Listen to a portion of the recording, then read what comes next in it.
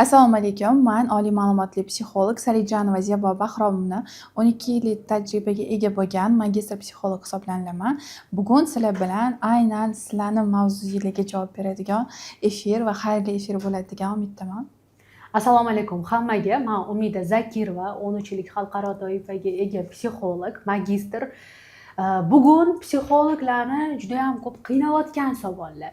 O'z ustida rivojlanmoqchi bo'lgan ayollarni qaysi etapdan psixologiyaga kirib kelishi, oilaviy munosabatlarda qaysi momentlarga yechim bo'lishi, shunchaki o'zini ustida rivojlanmoqchi bo'lgan barchaga xayrli, foydali efir bo'ladi deb o'ylayman.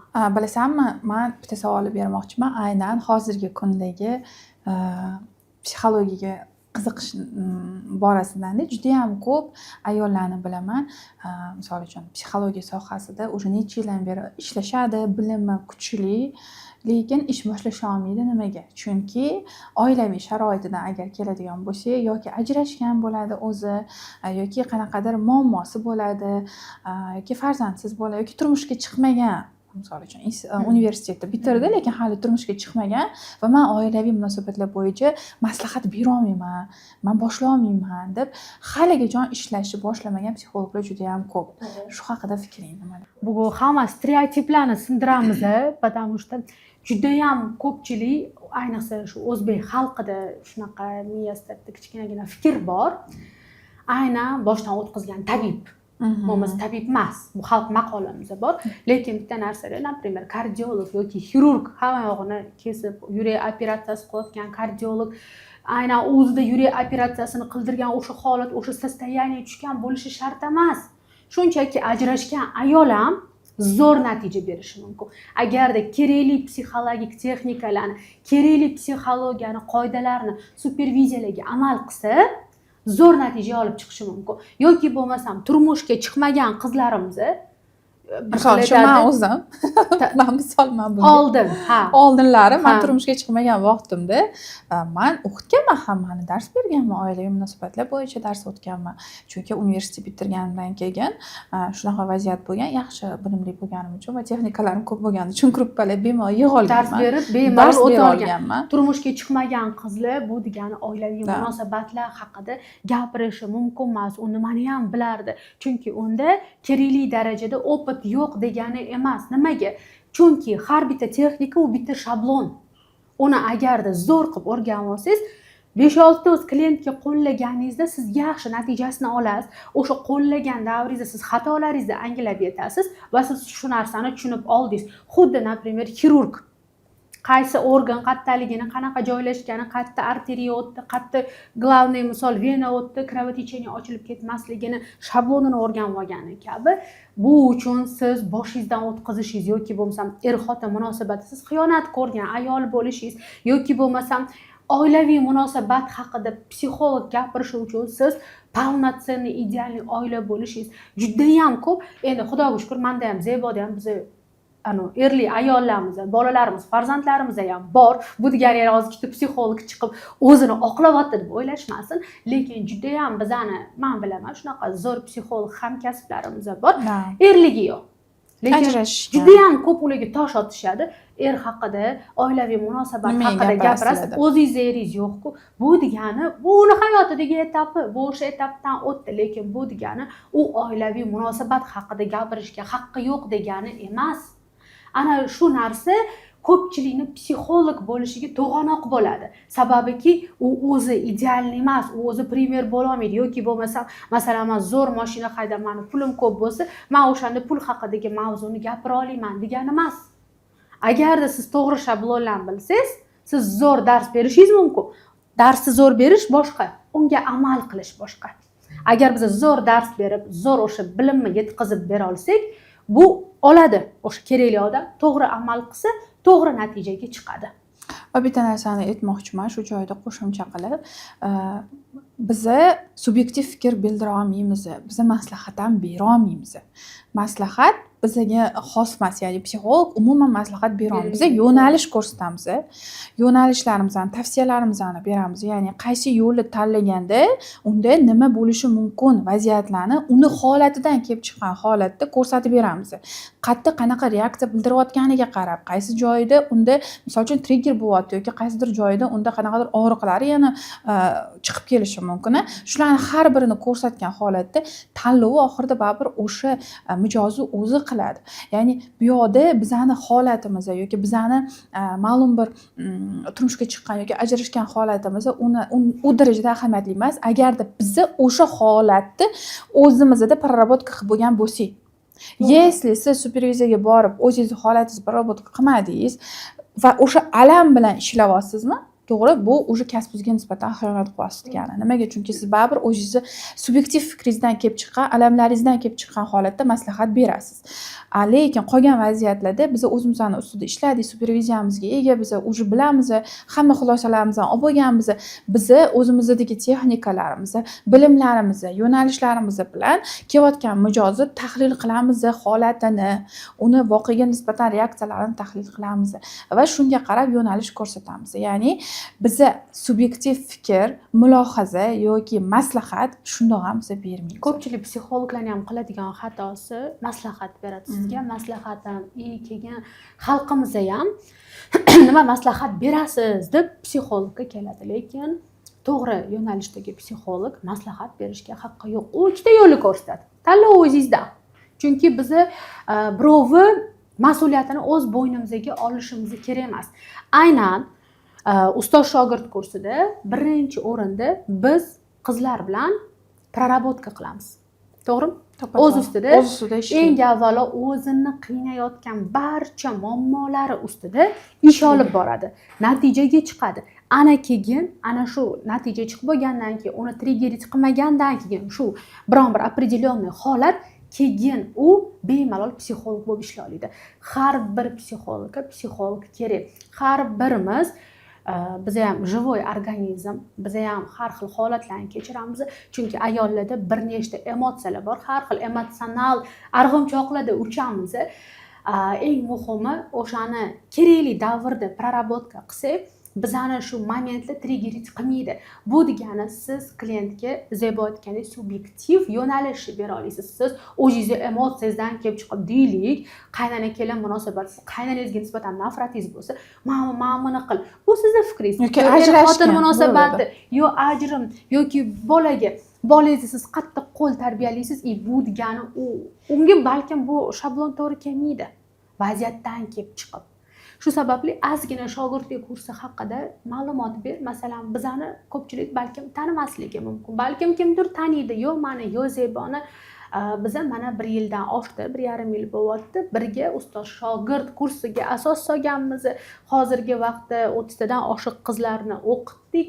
2-3 ta gruppa qilamiz, chunki shogirdlarimizga bizga kачествоsi juda ham muhim. Aynan shu kichkina mini gruppalarda qizlar zo'r natija olishdi, yaxshi natijalarga A tochkadan B tochkaga borishdi. Shu sababli ozgina shu bizani mahoratli shogirdlik kursimiz haqida informatsiya bering. Eng birinchi navbatda aytadigan narsam, siz bu ustoz shogird kursini bitirganingizdan keyin davlat tomonidan ro'yxatdan o'tilgan, aynan soatlarigacha yozilgan malaka oshirish diplomiga ega bo'lasiz. Men juda ham ko'pchilikni bilaman. Men psixologman, juda ham ko'p joyda o'qiganman deb sertifikatlarni osib qo'yishadi. Misol uchun bizda ham turadi sertifikatlar. Va har birini agarda qarasang, misol uchun kelib ko'rib ketishingiz ham mumkin, soatlari yozilgan. Men o'zimda ham bor soatsiz sertifikatlar. Haqiqiy, nima desam ekan, kuchga ega bo'lgan sertifikatlar. Ko'pchilik даже shuni tushunishmaydi, что biz основной o'zi bilim yig'ayotgan jarayonimizda psixolog soat yig'ishi kerak. Qancha soati ko'p bo'lsa, shunchalik ishlash bo'yicha malaka ham zo'r deganida. Va bizda nima qilishadi? Men juda ham ko'p o'qiganman. 12 yil tajriba. Misol uchun biz ham xuddi shunaqa deymiz, tanishtirayotganimizda. Chunki men shuncha soatga ega psixologman desam agar, ya'ni xalq, ya'ni men yashayotgan davlatda, muhitda bu narsa unaqa воспринимать qilinmaydi-da. Ya'ni to'g'ri odamlar uchun qanaqadir tushunarsiz. Tushunarsiz, lekin men o'zimni kollegamga misol uchun ayta olaman. Mana shuncha soatim bor, mana shuncha soat o'qiganman. Men shunchalik darajada malakam bor deya olaman. o'ylayman. Ya'ni biza aslida soat yig'ishimiz kerak. Qancha soatingiz ko'p bo'lsa, shunchalik ishingizga nisbatan o'zingizni ham bahoyingizga ham nisbatan oshira olasiz. Bilimli bo'lasiz. Bizda hozir 12 oylik kursni bitirganinglardan keyin malaka oshirish diplomida 576 akademik soat beriladi. Va siz bemalol bu soat bilan ishlash huquqiga ham ega bo'lasiz. Qo'shimcha qilib ma'lumot berib ketmoqchiman. Hozirgi vaqtda O'zbekiston psixologlari assotsiatsiyasi tarafidan aynan psixolog bo'lishga, psixologiya yo'nalishida siz aynan shu kasb bo'yicha ishlashingiz uchun bir nechta kriteriyalar qo'yilgan. Fevral oyidan qonun nimaga kirdi, kuchga kirgan. Aynan psixolog bo'lish uchun birinchi o'rinda O'zbekiston psixologlar assotsiatsiyasiga a'zo bo'lishingiz kerak. Keyin ular tarafidan tashkillashtirilgan MyGo ilovasi orqali siz sertifikatlanasiz. Ya'ni sizni qisqacha ekzamen qilishadi, imtihondan o'tasiz. Ana undan keyin bu yo'nalishlarga biz yordam beramiz. Assotsiatsiya bilan tanishtiramiz. Imtihondan o'tishingizga qanaqa savollar, qanaqa nimalar bo'ladi, hammasi shogirdlik kurslarimizda ushbu beriladigan savollarga javoblar olasiz. Yana muhimi, agar sizda oliy ma'lumot bo'lsa, bemalol bizni beradigan diplom bilan siz ish olib bora olasiz. Chunki Psixoprofi markazi rahbari sifatida bitta narsa aytishim mumkin. Ta'lim vazirligi tomonidan men litsenziyaga egaman.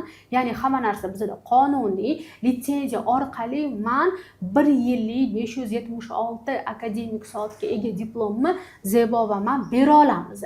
Ya'ni biz o'sha bergan darsimizni javob bu diplom, bu dokument deganida aynan ushbu diplom bilan birga siz ish olib bora olasiz. Qachonki sizda assotsiatsiyadan guvohnomangiz, MyGo ilovasi orqali aynan shu sertifikatsiyadan o'tsangiz, plus sizda bakalavr diplomi bo'lsa. Yana masalan deylik, bakalavr diplomi yo'q, lekin xohlayapti psixolog bo'lish. Unda bakalavr magistraturaga kirishga chet oliygohlariga yordam beramiz. Bu degani siz bizga kelganingizda hamma savolingizga javob olasiz. Agar diplomingiz bo'lmasa, bakalavrda ham o'qiysiz, qo'shimchasiga bizda 1 yillik ustoz shogird kursini o'qib, psixologiya yo'nalishi bo'yicha to'liq ma'lumotga ega bo'lasiz, o'ta texnika, metodikalarni o'rganasiz. Bu yerda APUZ deymiz, o'sha assotsiatsiya tarafidan har bitta o'sha kerakli dokumentni hammasini to'g'ri qo'yib qo'ysa, hech qanaqa muammo bo'ladi deb o'ylamayman. Oson bo'ladi ham ishlashimiz.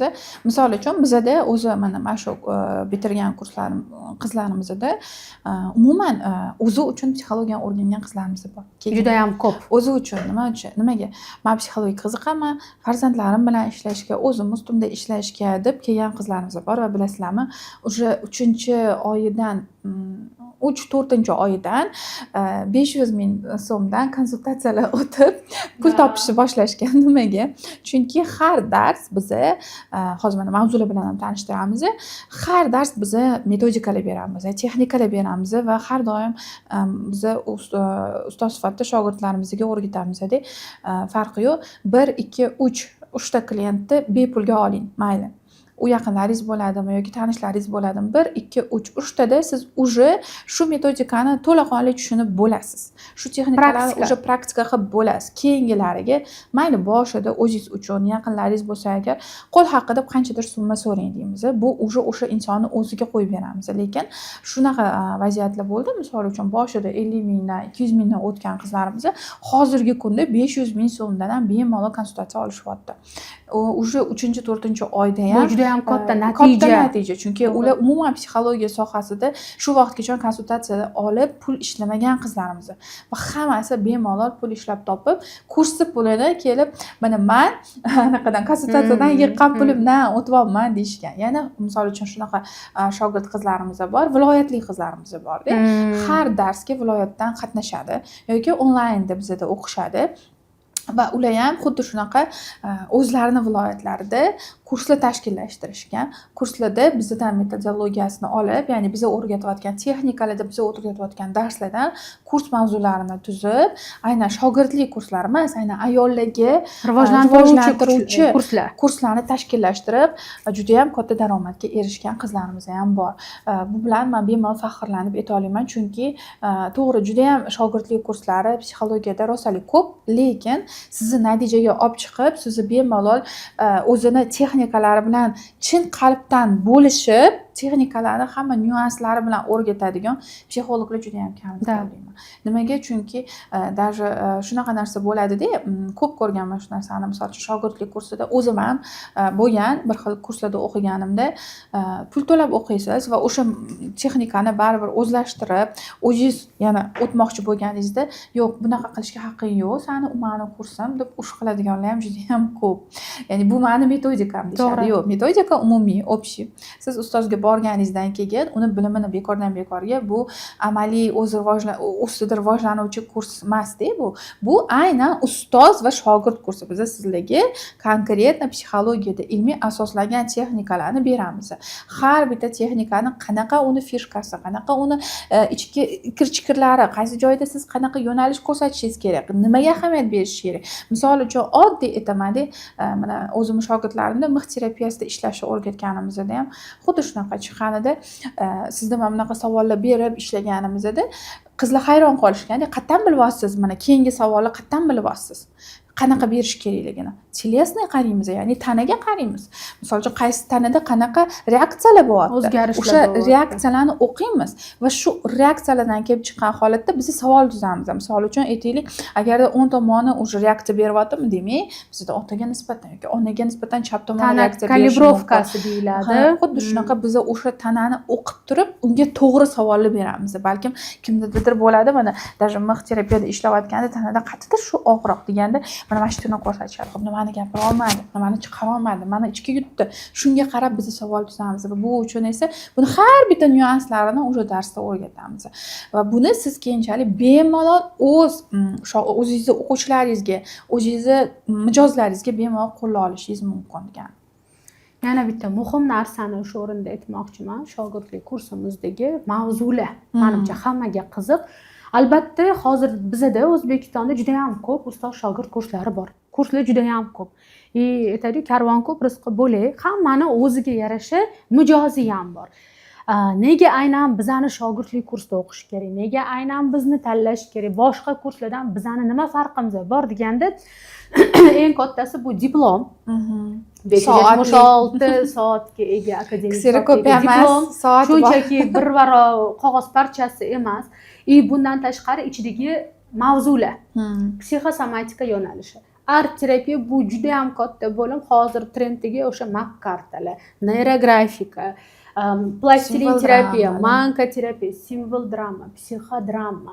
Yana yo'nalishlardan hozir ko'p joyda u bor. Qanaqa alohida kurs qilib ishlatiladigan NLP ni Zebo bilan birgalikda qilamiz. Zeboni yana glavniy fishkasi bor, treninglar.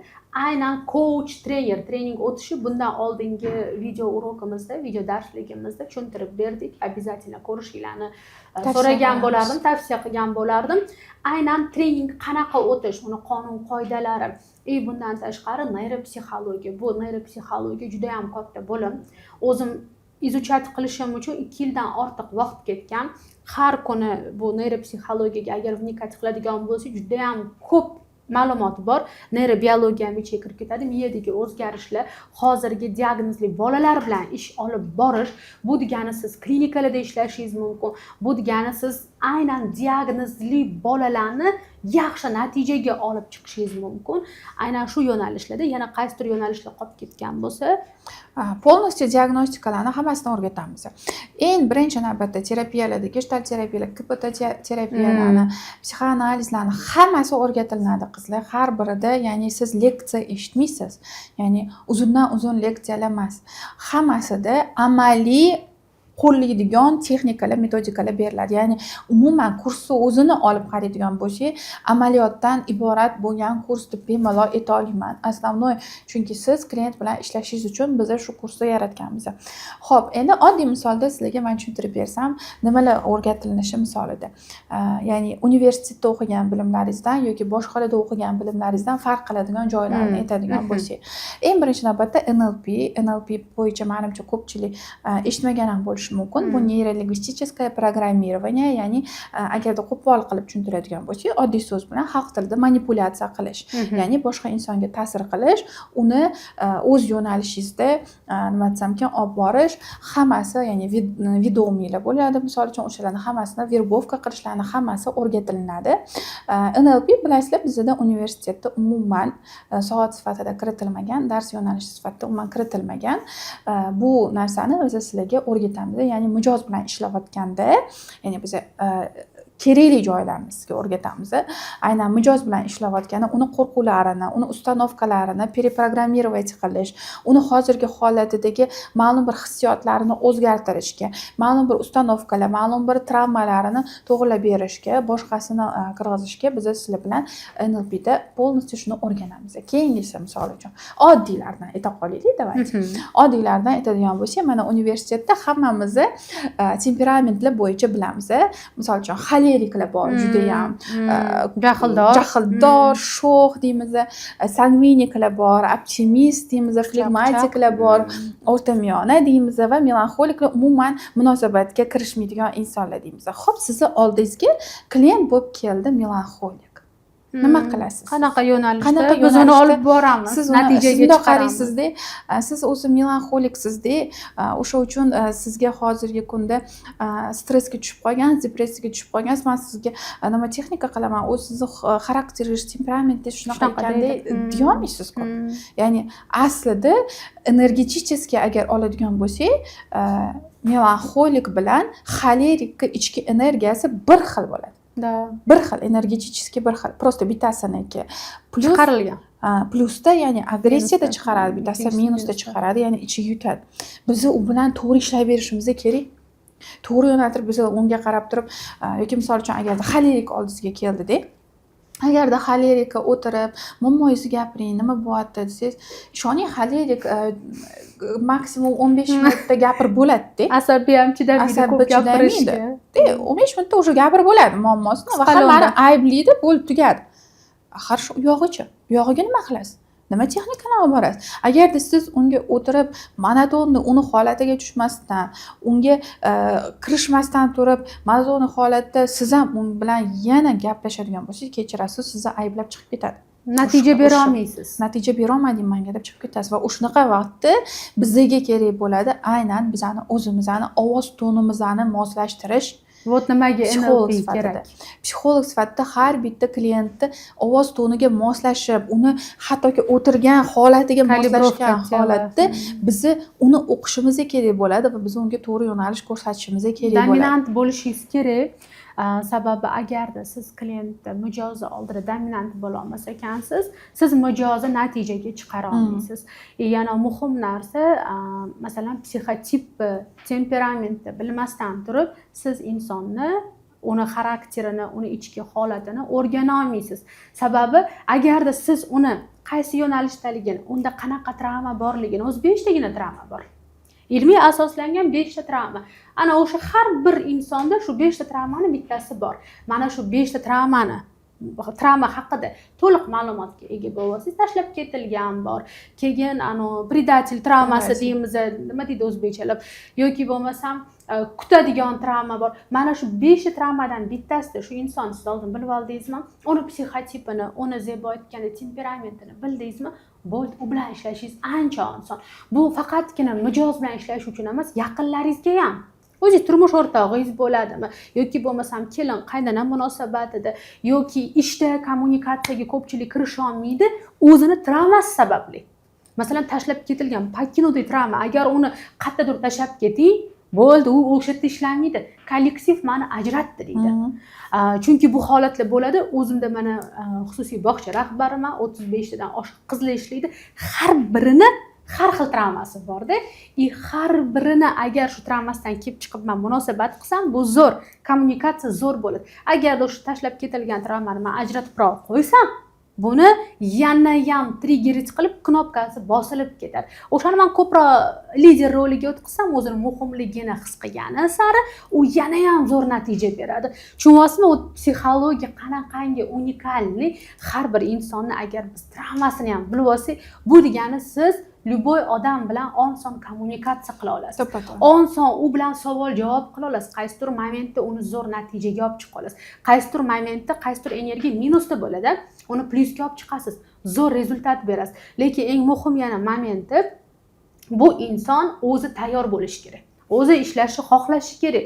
Ya'ni u o'sha travmalarini, o'sha kerakli o'zidagi o'sha plyus minuslarini, ya'ni minuslarini ko'proq plyusga olib chiqishga harakat qilsa, agarda u xohlasa zo'r natija bo'ladi. Любой даже masalan kasallarda ham nervpatologga bordi deylik yoki bo'lmasam lor vrachga bordi. Agarda kasal xohlamasa, dorilar ham ta'sir qilmaydi. Bu hammasi ongi ostida, bu hammasi bizning psixikamizda. Buni kimdir tan oladi, kimdir tan olmaydi, lekin bu ilmiy isbotlangan narsa. Qachonki biz psixikamizni to'g'rilab, ongi ostimizni to'g'ri narsaga направлять qilib, o'sha yoqqa qarab ketadigan bo'lsak, zo'r yo'nalishda siz ketishingiz mumkin. Agarda yo'q, o'zingizdan qurbon roliga tushib olib, menga bu kerak, menga u anaqa должен men bu qilib berish kerak, ana men bunaqani qilish kerak, men muhim bo'lishim kerak, men lider bo'lishim kerak deydigan bo'lsangiz, siz o'zgartirishni o'zingizni birinchi o'rinda xohlamasangiz, hech nima bo'lmaydi. Chunki ayblash hammada kuchli, bu aybdor, ana u bunaqa qildi. Ko'pincha mana juda ham hozir oxirgi payt keladigan nima, er-xotin munosabatda erim menga izmena qildi deyshadi, lekin izmenani o'zi asl negizi bu ayolda. Ayolni men bu yerda ayblamayman, lekin sizdagi o'sha energiya, chiqayotgan energiya. To'g'ri aytibsan, ish o'tda to'g'ri unga maslahat berish ham borda. Ya'ni qaysi ma'noda maslahat, ya'ni yo'nalishini ko'rsatib berish. Shunaqa men insonlarni bilaman, praktikamda bo'lgan, onasi kelganlar yig'lab, qizim mana necha yildan beri psixologga boradi, o'qiydi va men bilan отношенияni umuman uzib tashadi, separatsiya qilib. Men bilan hattoki gaplashmaydi. Umuman necha yildan beri. Men hamma psixologlarni faqat qarg'ab yuraman degan ayol kelganlarda. Zo'r kes. Juda ham holatlari nafrat bilan kelganlarda. Keyin men ularga separatsiya aslida nimaligini tushuntirib berganman. Qizlarni ham olib kelganlar, chunki alohida qizlari bilan ishlaganmiz. Bilasizmi, noto'g'ri psixologga qo'liga tushganidan keyin ota-ona bilan umuman aloqani uzgan. Alohida chiqib ketgan yosh qiz, alohida o'zi chiqib ketib, ota-onani umuman eslamagan ham, hattoki telefon ham qilmagan. Umuman har tomonlama ota-onani hayotidan o'chirib, почти 1-2 yil shu holatda yashagan. Bu juda uzoq davr. Ona boshida tushunishga harakat qilgan, borgan, boshqa qilgan, har safar onani ayblab yana chiqib ketavergan. Xuddi shunaqa narsa bo'lgan, что o'sha ona bilan ishlaganimizda, farzandi bilan ishlaganimizda aynan separatsiya aslida nimaligini tushuntirib berganmiz va shu bilan ularda yana yaqinlik boshlangan. Bilasizlar, mana shu narsani juda ko'p ko'raman-da, umida. Aynan mana shu travmalarni o'zini ham-da, hamma travmalarni ochishga topishga usta. Bilasan? К сожалению. Juda ham ko'p. Misol uchun psixologga borishadi, travmasini aniqlaydi, topadi, shu bilan agressiyada chiqib ketadi. Butun hammaga ko'tarilish bo'lib ketdi, yana bir narsa bo'lib ketdi deydi. Lekin psixolog uni ishlab berib, ya'ni holatni plyusga chiqarib bermaydi, ya'ni oddiy so'z bilan aytadigan bo'lsa, yopib bermaydi. Shunaqa qo'pol qilib aytadi. Men bitta narsa aytmoqchiman. Albatta, xalqimizda shunaqa narsa bor. Psixologlarga nisbatan ikkita guruhga bo'linishgan. Bor ko'proq erkaklarda ayniqsa nafrat psixologlarga nisbatan. Yana bor bitta yana auditoriya psixologlarda yaxshi natija olgan ayol, qizlar, erkaklar ham psixologlarga borishadi. Lekin afsuski bir nechta shu hamkasb psixologlarimizga sabab yomon natija bo'lgani, oilalar buzilgani uchun ham psixologlarga nisbatan negativ juda ham kuchli. Ana mana bunaqa dedi, ering tashlab ketgan dedi, rivojlangan ayollarga er kerak emas dedi. И так далее. И bu narsa odamlarni ozgina chalg'itib, zablуждениyaga ham olib kelib qo'ydi. Lekin mana shu narsaga yechim qilib psixologlar assotsiatsiyasi bunga qarab o'tirmadi. Shunchaki qo'pol qilib aytaman, chala psixologlarga chora ko'rilib, mana shu 2026-yil fevral oyidan qonun ishga tushdi. Ya'ni qonun qilganda ham shunaqa qilindi, shunchaki psixolog bo'lsa, masalan, bakalavr diplomiga ega bo'lsa, shunchaki guvohnoma berib qo'yilmaydi. Bu qonunda bundan oldingi videolarimda ham darslarda gapirib o'tdim.